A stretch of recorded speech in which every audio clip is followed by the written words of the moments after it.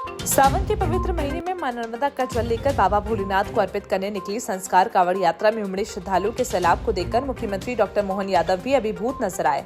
उन्होंने कहा, जहां तक नजर जा रही है वहां तक कांवड़ यात्री भक्ति, साधना और संकल्प के साथ आगे बढ़ते दिखाई दे रहे हैं। इतनी बड़ी और भव्य कांवड़ यात्रा उन्होंने पहली बार देखी। मुख्यमंत्री ने यात्रा में शामिल कांवड़ यात्रियों और जबलपुर वासियों को बधाई देते हुए कहा कि सावन में नर्मदा की नगरी संस्कार धानी जबलपुर से बाबा भोलेनाथ को जल अर्पित करने के लिए निकलने वाली ये यात्रा हर वर्ष नए संकल्प और आस्था के साथ आगे बढ़ रही है। उन्होंने दादा गुरु और उनके साथ चल रहे हजारों कांवड़ यात्रियों का अभिनंदन किया।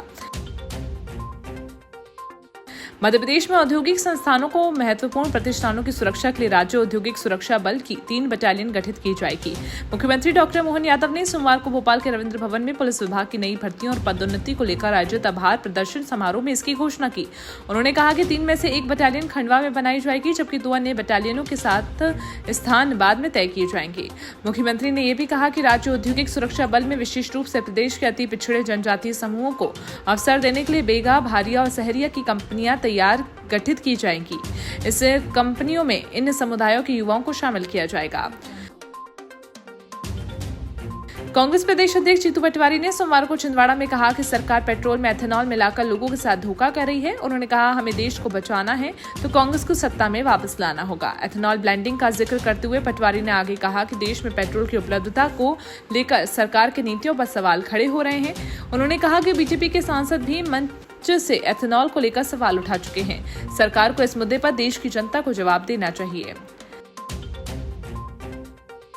मध्य प्रदेश में बारिश का स्ट्रॉन्ग सिस्टम एक्टिव होने से कई जिलों में हालात बिगड़ गए हैं। भोपाल में रेलवे ट्रैक, मंदिर, थाना और घरों में पानी भर गया। सीहोर, शाजापुर में बाढ़ के कारण कई रास्ते बंद हैं। रायसेन में पुल बह गया। विदिशा की बेतवा और शाजापुर की काली सिंध नदी उफान पर है। भोपाल के सेमरा से करीब 200 घरों के आसपास 5 से 6 फीट तक पानी भरने से लोग घरों में कैद हैं। पिछले 24 घंटों में भोपाल में सबसे ज्यादा 7 इंच बारिश दर्ज हुई। विदिशा में बाढ़ में बच्चों समेत 17 लोग फंस गए, जिन्हें बचाया गया। उज्जैन में सावन महीने के दूसरे सोमवार पर सोमवार शाम करीब 4 बजे 12 ज्योतिर्लिंगों में से एक भगवान महाकालेश्वर की सवारी निकाली गई। सवारी में भगवान चंद्रमौलेश्वर पालकी में विराजमान होकर नगर भ्रमण पर निकले। इससे पहले महाकाल मंदिर में पंडित पुजारियों ने विधि विधान से पूजा अर्चना की। मंदिर परिसर में बैंड की प्रस्तुति भी दी गई। राजगढ़ में इको वैन नाले में बह गई। हादसे में 3 बच्चों और 2 महिलाओं समेत 9 लोगों की मौत हो गई। 2 युवकों ने तैरकर जान बचाई। हादसा पचोर सारंगपुर रोड पर पड़ाना कस्बे में सोमवार सुबह करीब 9:30 बजे हुआ।